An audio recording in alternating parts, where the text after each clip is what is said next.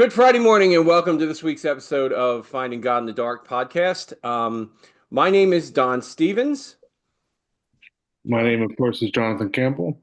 Now, just for a little bit of longer introduction today, we'll do churches as well. I currently serve Asbury United Methodist Church in Woodstown, Salem County, and St. John's UMC in Harrisonville in Gloucester County.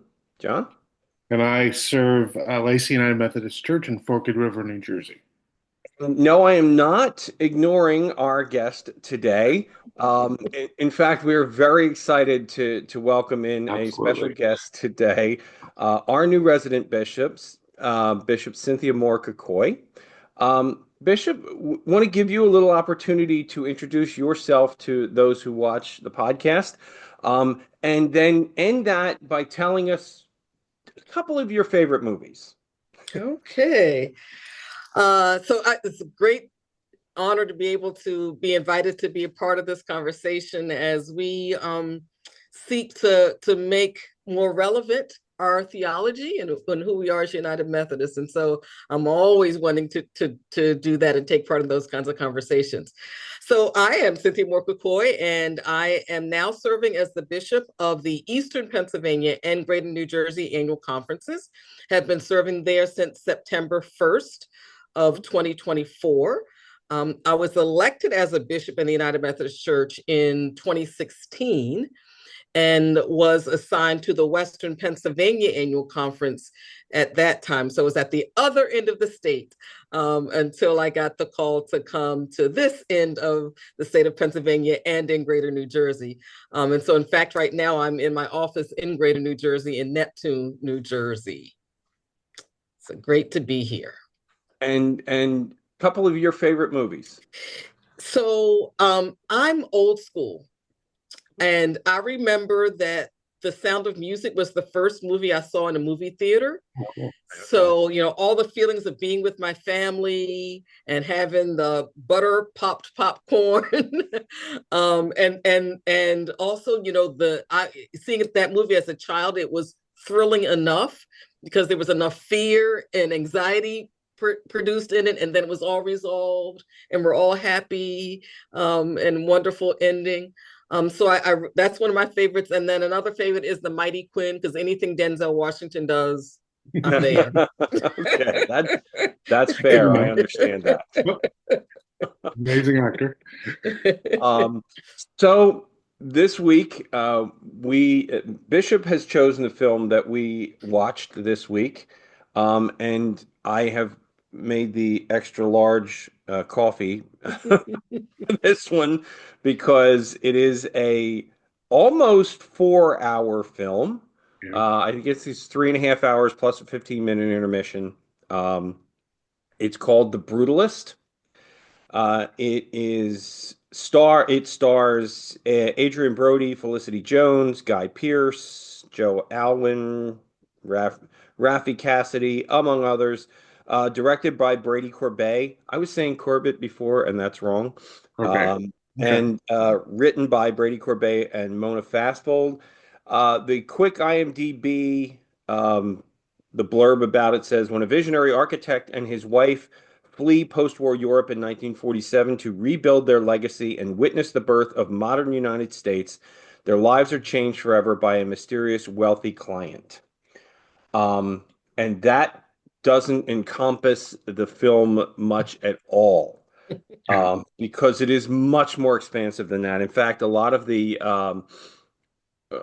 what I have done, the research I've done on it since I saw it, said that Courbet was really trying to make the next great American epic, something like The Godfather or Once Upon a Time in America. So you get that feel from it. Okay. Yeah. Yeah. Yeah. As a personal observation, I said this to Jonathan. We met on Tuesday for lunch. That it did not, surprisingly to me, you'd think a film that's that long would be drudgery, but it really didn't feel. It was very engaging. Yeah. I didn't feel like it was a 4 hour movie. So that I being, did. I felt like it was a 4. Fair enough. You It can is. disagree. You're the Yeah, bishop. trust me, we disagree plenty on this Yeah. But channel. John and I don't. it was engaging, but there were parts of it where I thought they could have done this a little quicker. Yeah. Yeah. Let's just because we're spending the next month with Oscar movies, let's once again remind people we are going to talk about the movie. So if you don't want things spoiled, don't listen to this right now.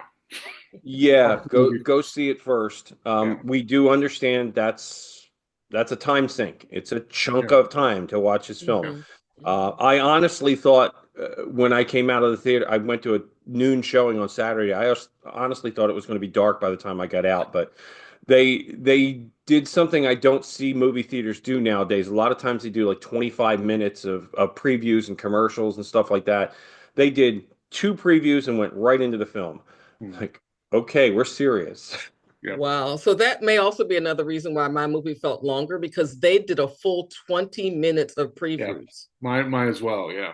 Full Yeah. 20 Yeah. minutes. Yeah. Yeah. Yeah, I was thankful that I didn't get all of that because I think it would have felt a lot longer. So, Jonathan has been organizing our thoughts a lot better recently, because a lot of times we would just ramble. And my son And complained. So Some complained. So we Jonathan sent a list of some thoughts, how we can discuss this film from a theological perspective. I replied a little to that. I don't know where, if you want to start, Jonathan, or Bishop, you'd like to jump off somewhere that you think is appropriate with this film. what you mentioned in your email, the idea of the fear of the other in confrontation or kind of conflict with the idea of the Christian call to welcome the stranger. Well, That I to me, see. What I that's a saw big there. theme. Yeah, I mean, you to me that's a mentioned big theme. Yes, absolutely. the fear of the other, Yeah, and also the Christian call to welcome the stranger. And I saw a real intersection there of yeah, those two things. Mhm.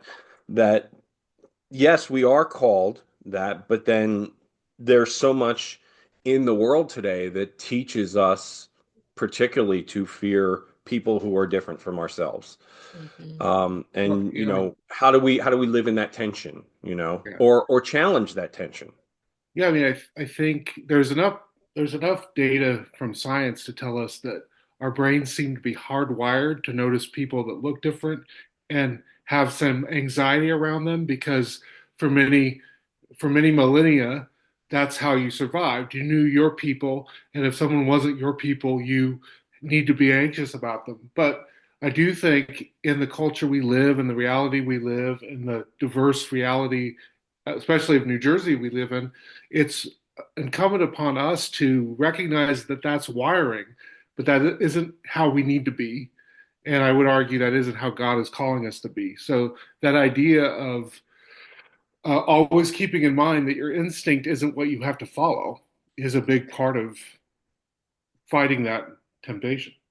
Yeah, and particularly in this film, it wasn't a matter of race, it was a matter of religion, Yeah, because it doesn't say that in the blurb that I read, but Mhm. the main character, Adrian Brody's character, is Jewish.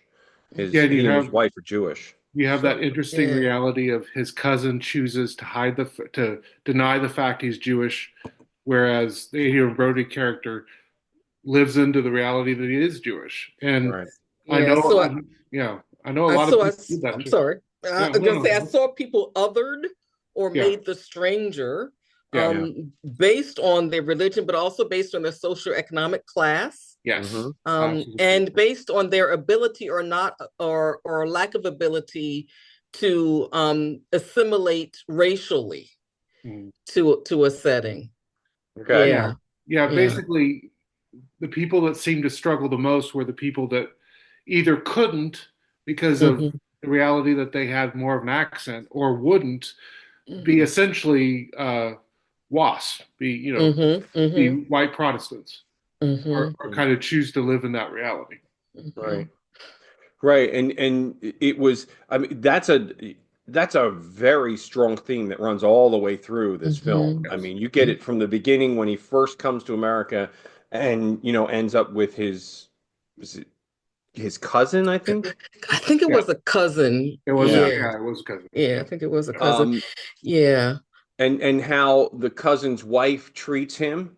Yes. Hmm. You know, it basically kind of pushes him out of the family, and he's Yeah. Hmm. forced to go out on his own.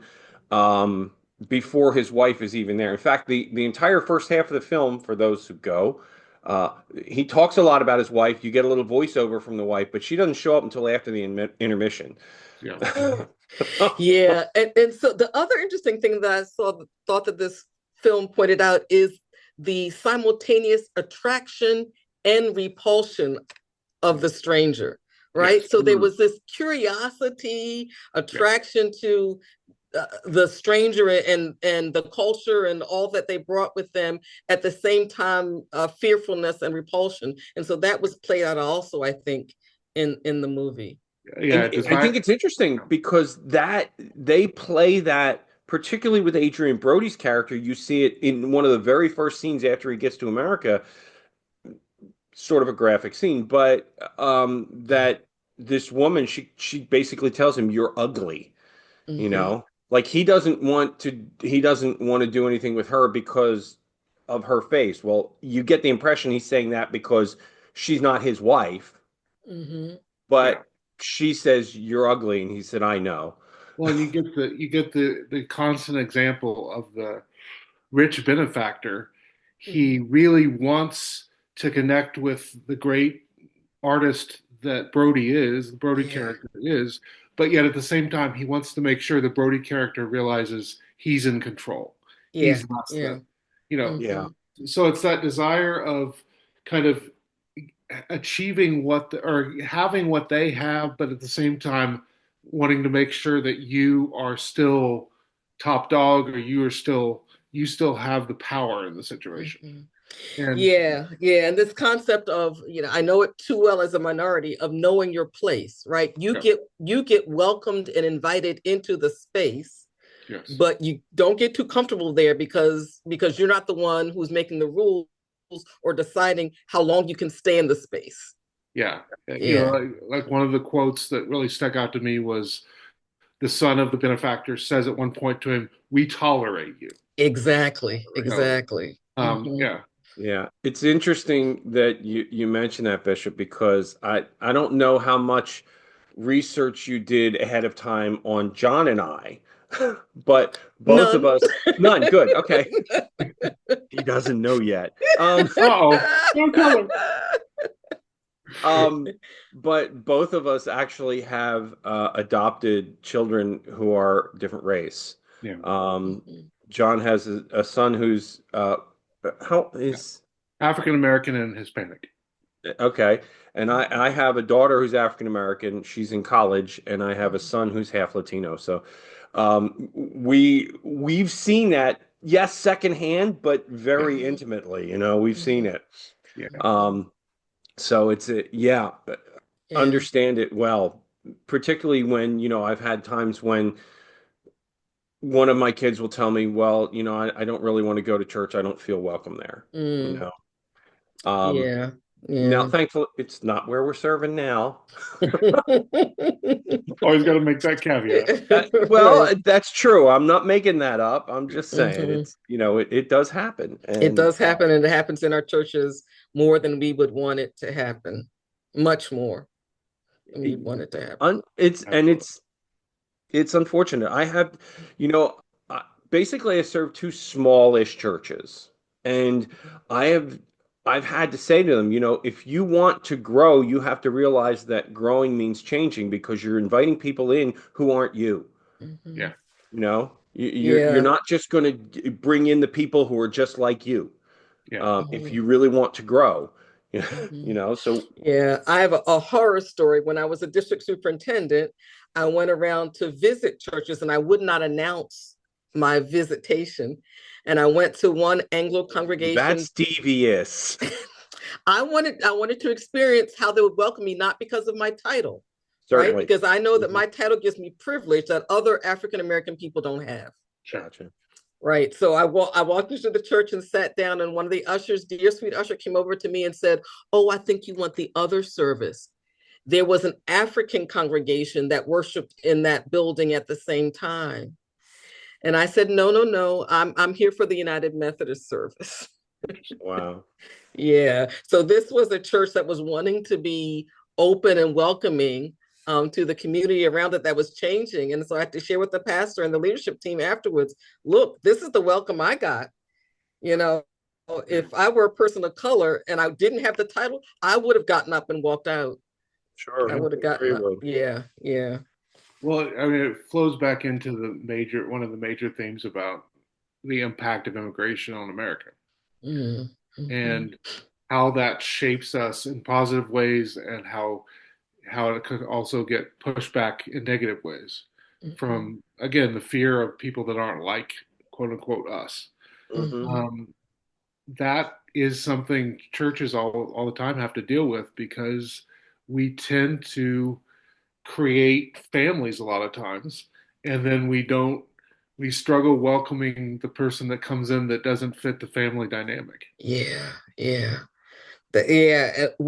Whereas the gospel message is clear that we are to welcome the stranger. Yeah. And even assume that they're an angel that God has sent to us, right? Yeah. I think there was something in Genesis, some Abe guy. I don't know. It escapes me now. I don't remember. Is that what you said? It's been a long. I've been out of seminary for 20 years. I mean, you know. There is something scriptural in there. Yes. One of the things I wanted to talk about is the idea that trauma oftentimes gets expressed through art, and it almost becomes a way for the people who are dealing with trauma to I don't want to say cope, but maybe heal is a better way to put it. So you have examples in America. You have things like the blues, you have things like jazz that directly come out of a lot of times the African American experience of feeling isolated and then wanting to express that. And the main character here, again, we're going to spoil some stuff. I felt like the epilogue was really powerful because it gave you things that you would have not necessarily, or at least I didn't pick up in the movie until the very end.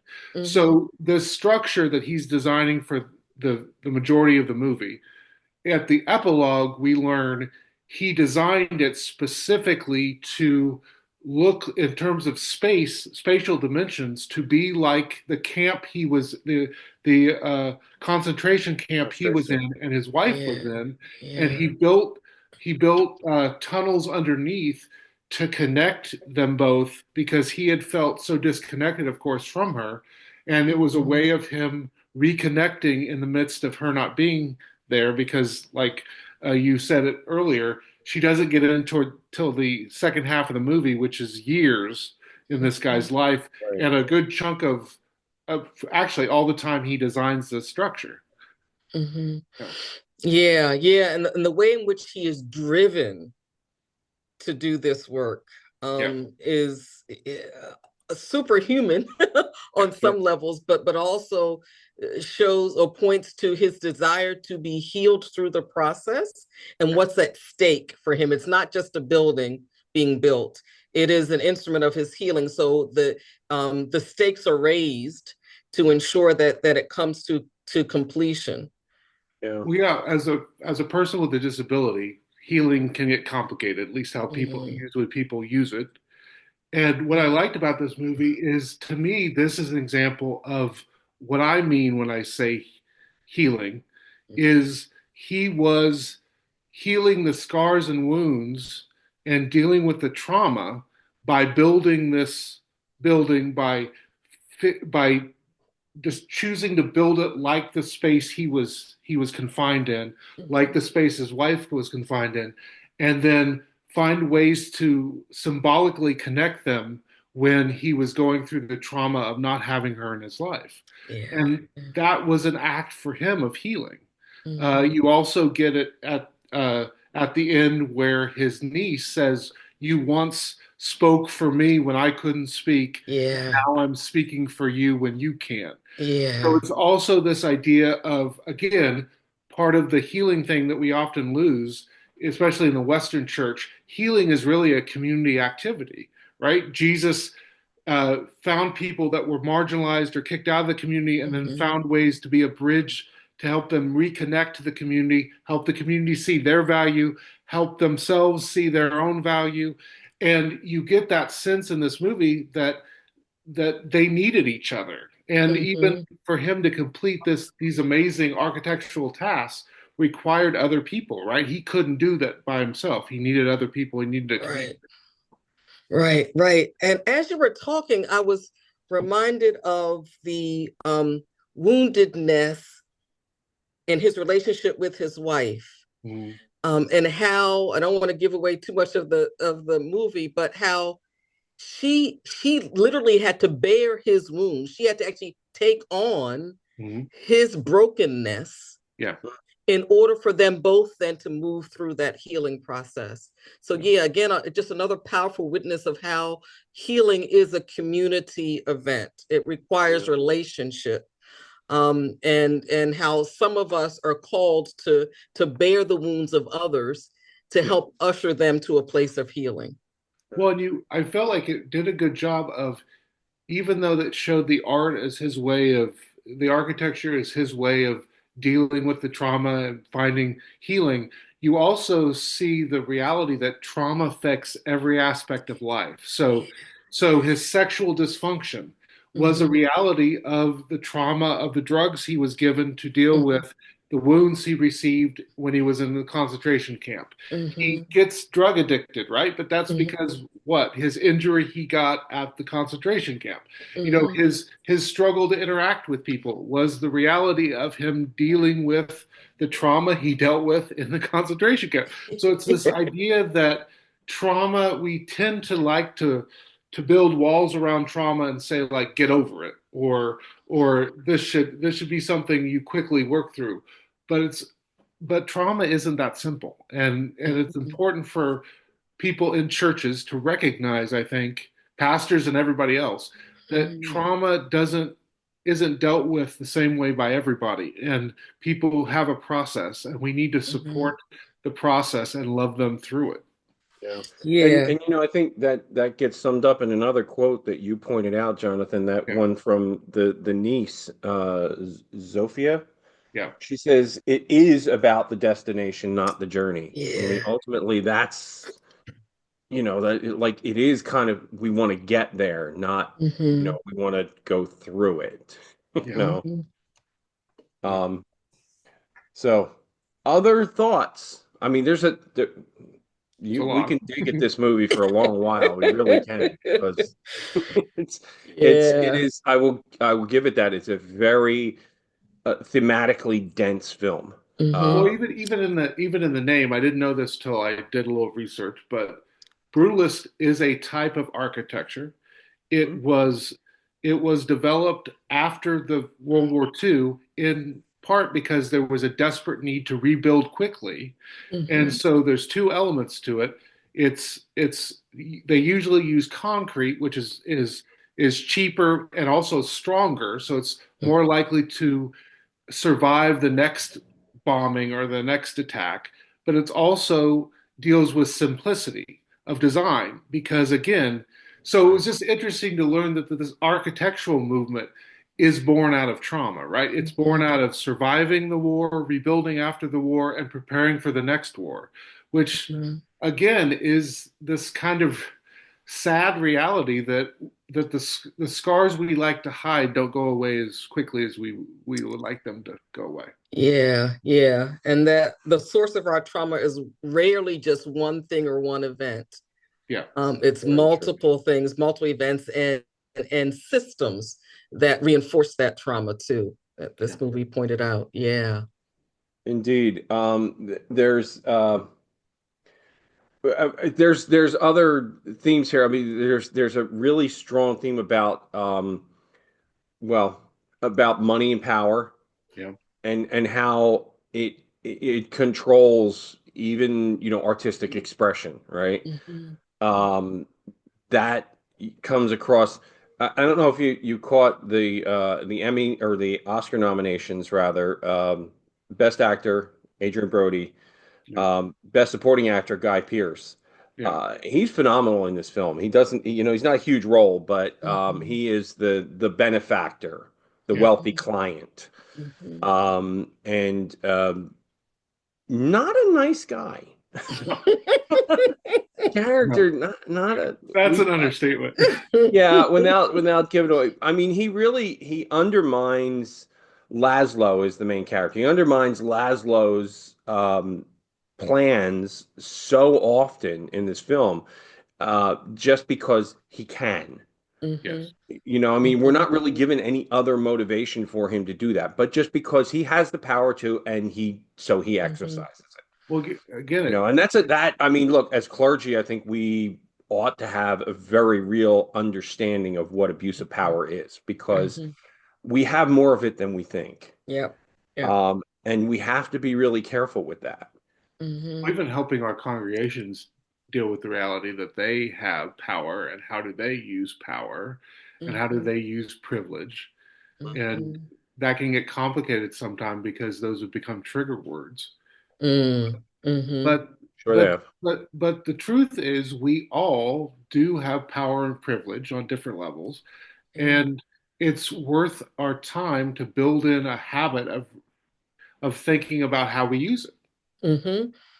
Yeah, doing some deep self-reflection, and also I think noticing how when we travel in and out of certain circles, we may have power in one circle and not have the power in another circle, Oh yeah. and taking note of how we respond to that, Yeah. um, not wanting to abuse the power when we do have it, but then also not wanting to revert to being a victim in spaces and places when we don't have it.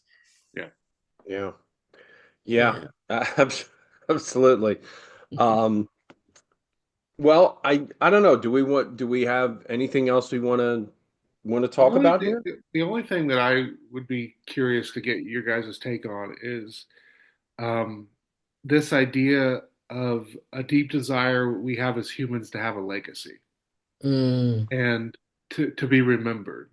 Mhm. And you see a really unhealthy way to live that out, and you see a really a bet well not extremely not extremely healthy way.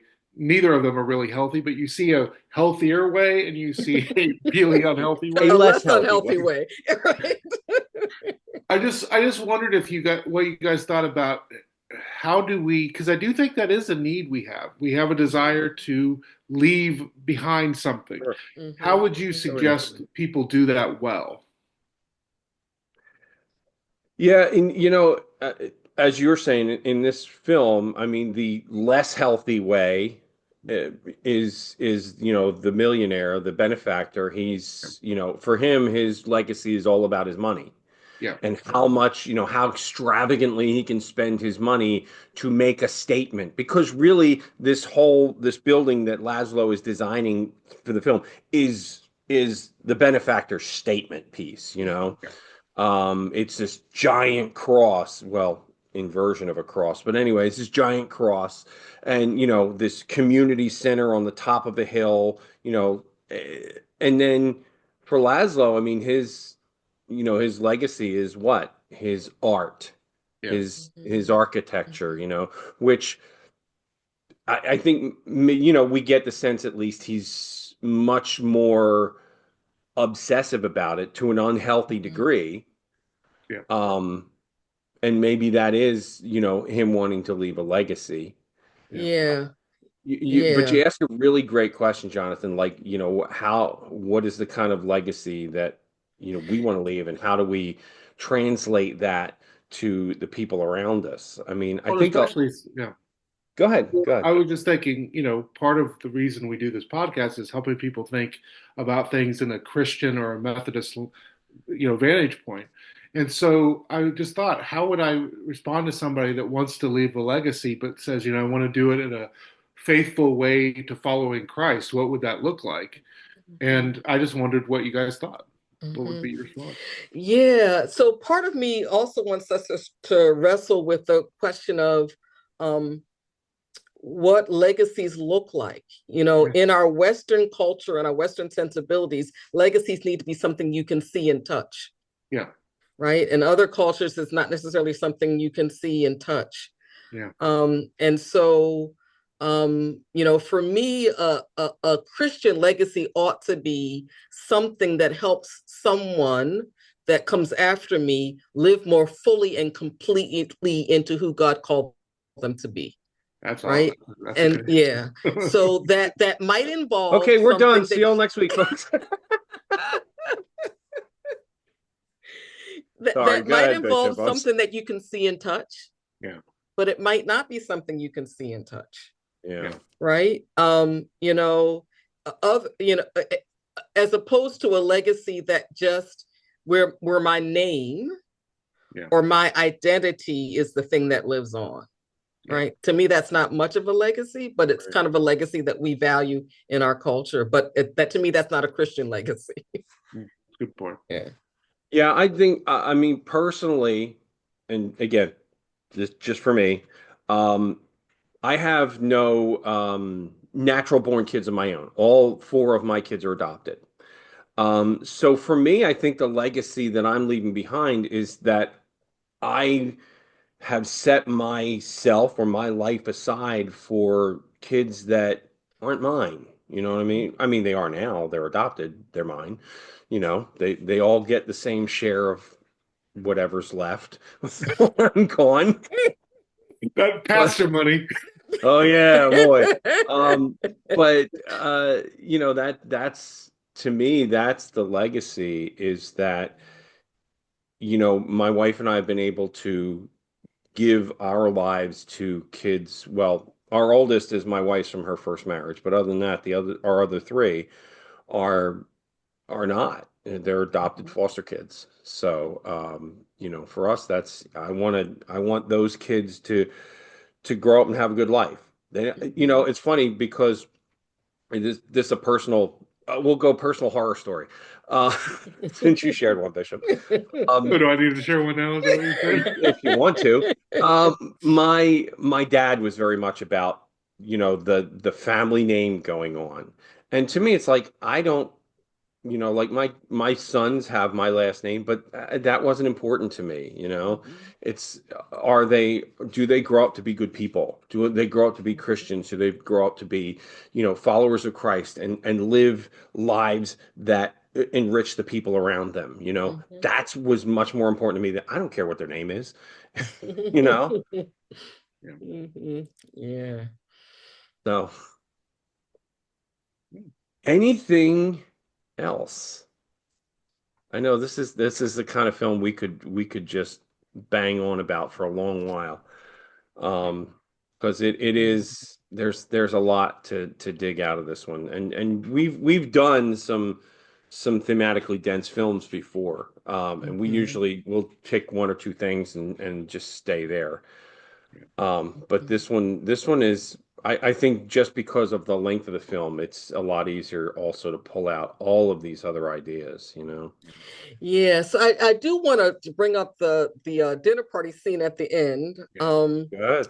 And how violently the son particularly reacted to a secret uncovered, a secret unearthed. And particularly as we are seeing a backlash of some of the horrors that were done during the civil rights movement that people want to cover up. I believe partly because they're having a hard time dealing with those secrets that have been uncovered or unearthed. And one of the things that we need to wrestle with as Christians and as United Methodists are the realities of the horrors and the trauma that we caused as a Christian movement, right? And my desire for us not to respond violently when those things are unearthed, but rather to acknowledge them as part of our human nature and our humanness as an organization, as part of who we are, because only when they are unearthed and acknowledged can we possibly expect to heal from them and move forward. Um, so yeah, so that would be something I'd want us to think about as a denomination, the ways in which we have participated in other people's trauma, and coming to a recognition of that, and then responding in a way that leads to healing rather than in a way that re-traumatizes or re-victimizes, as was demonstrated at that dinner scene towards the end of the movie. Yeah, the and like just the visceral reality of having an immigrant pulled out of the room Yeah, and dragged out of the room, really. yeah, And this idea of the painful voices we're gonna just rip away instead of actually recognizing, right, this is a biblical idea.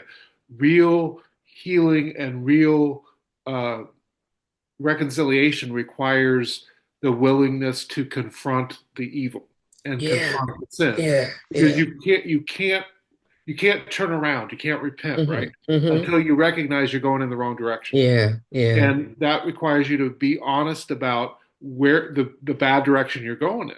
And Mm-hmm, yeah, we struggle with that. And unfortunately, like I think about the reconciliation work done in South Africa after apartheid, and their demand as a governmental organization to call people and have them testify and have them mm-hmm, share stories, mm-hmm, and how in America we really struggle with that idea of sharing the story of the trauma and the pain.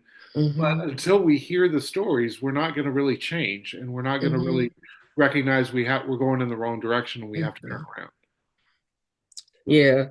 The Judeo part of our Judeo-Christian heritage really, I think, understood and did that public lament well, Yeah, right? The naming of the pain, the naming of the sins, and so I think that was actually a kind of a healthier way of moving through those things to a place of healing. yeah. That I would hope we would try to figure out how to recapture that part of our history and who we are. Like I like to remind people in my church, a third of the Psalms are laments. A third of the Yeah. Psalms are people going, "I don't understand this." You know, And yeah, and I think John and I may have talked about this in previous podcasts. This very idea that we have it's almost a Christian theme today, and in mainline Christianity, to well, we've got to get past it. God, your child died. Well, God needed another angel. Mhm. Can we live in that for a little bit? Can we Yeah. just not run away from that? This is Yeah. painful and it needs to be processed. And if you bury it, you're not processing it. Processing it. Right. yeah. Right. And you're Yeah. going to make But the same mistakes, right? Mm-hmm. And that's exactly. And I that's mean, part you of the see it played process. out in the film. You see this played out in the film because Yeah. Laszlo is a different person after the trip to Europe. He Yeah, is a different person yeah, Yeah. until he confesses to his wife why Mm-hmm. he's so different. Mm-hmm. It- Mm-hmm. that sort of stuff needs to get dragged out into the light and Yeah. talked about it because you my wife's a psychologist, so this stuff is here. You can't address this stuff if you just keep it buried. Yeah. You're Yeah. never going to get over it, and it's going to constantly change how you function in society, and Mm-hmm. particularly in interpersonal relationships. Mm-hmm. yeah, yeah. So All that, right. that requires, again, it requires the church to not always leave people on a happy note, but recognize that there are some times where we have to call you to lament. We have to call you Mm-hmm. to repentance. We have to leave you with something to struggle with during the week. Yeah. How is Yeah. that? I'm sure, Jonathan, you'll know who made the quote. I know the quote. My job as a preacher is to comfort the afflicted and afflict the Yeah. comfortable. But yeah. And Yeah. I can't remember who said it, but yeah. No, I'm sure you'd come up with like Reinhold Niebuhr or something. Jonathan always knows that stuff. no, I do think that we have, and you see this in movies. We've talked about this before. Americans love happy endings, but the reality is life doesn't always end on a happy note. And if we force Mhm. it to end on a happy note, we don't allow the human experience to actually happen, right? Right. I love a good Hallmark movie. I know. We all I do. do. Yes, I we all do. We do. all I do. I'm not saying every movie has to end on a sad note, but the But yeah, idea that but that's a movie everything that's has not to end light. on a That's happy. a movie that's No, I not mean, light. Yeah. well, I think the example here, Bishop, is just a few weeks ago we watched a film on I think it's on Prime called Speak No Evil. Yeah. And Mm, it's like the ending of that film is just unsatisfying, Yeah. right? mm, You really want this kind of happy ending, but you get to it and you kind of go, eh, like that was I wanted more out of that, mhm, you know. mhm. But that's kind of our natural tendency is that Yes. we want that. We want these a happy ending type of films, but that's Yeah. not always reality. Yeah. It's just, that's not real life. Well, and Mhm. real, I think the bigger thing that I worry about is if you can't be in that space and you feel like you're being forced into that space, you don't you don't get who you are recognized in the moment, right? Mhm. And so Mhm. if you just lost a spouse and you don't know what to do next, and everybody's like, you've got to be smiling, you've got to be happy, or somehow you're not connected to Jesus. You know, Mhm. it doesn't allow that person to be recognized as a person. It Yeah. devalues them. Yeah. Right. Absolutely. Right. Absolutely. Amen. Well, I think we've beaten this up a lot. Maybe we should move along. Now, Bishop, we are, as I said, so very pleased Yes. that you're willing to come on and share with us about this film. Yeah. I think, if you're willing to put in the chunk of time to go and see it, it is a worthwhile film to Yeah. see. Yeah. Yes. I agree. Yeah. It is rated R for good reason. Yeah. Yeah. Um, It's an you R-rated know, movie. Yeah. Yeah. we do want to we're usually very clear about that. Like there's There's a lot of reasons sex that and some of these violence. films Mhm. don't take your children, but um it is certainly worthwhile. Is it the next great American epic? Maybe. I don't Mm. know. I think that's like I said, I think that's what the director was going for. Yeah. Mhm. We shall see what the Academy says in what April, I think. Yeah. Yeah. Yeah. It was Yeah. good acting. It was very good acting. Yes. Well, Yeah. there's two films that we have talked about this year so far that have Best Actor nominations. This one Mhm. and the Bob Dylan film with Timothy Chalamet. They're both I good. Yeah. between the two, I couldn't tell you who's going to win, but they were both phenomenal. Mhm. They Yeah, they Mhm. really did. were. Yeah. Yeah. Um, so we are for next week. We had picked out a film already, John. Sing next week. Sing Sing. So we're gonna watch Sing Sing for next week. Bishop, I am going to leave the invitation open to you anytime you want to join us. Let us know. You're certainly, I know your schedule's a little busier than ours Yeah. is, particularly during appointment season, which, by the way, don't call me. I know you wouldn't be, it'd be Glenn, but that's the Oh, no pressure but there. what's what's No that, pressure John? there. No, No pressure. yeah, now that I've said it, right? Yeah. Um, But anytime you would like to join us, we would be We very really happy. appreciate your willingness to do this. I Absolutely. appreciate the Indeed. invitation. I do. Indeed. And so, friends, next week we will be watching Sing Sing. Until then, keep on finding God in the dark. We will see you all next week.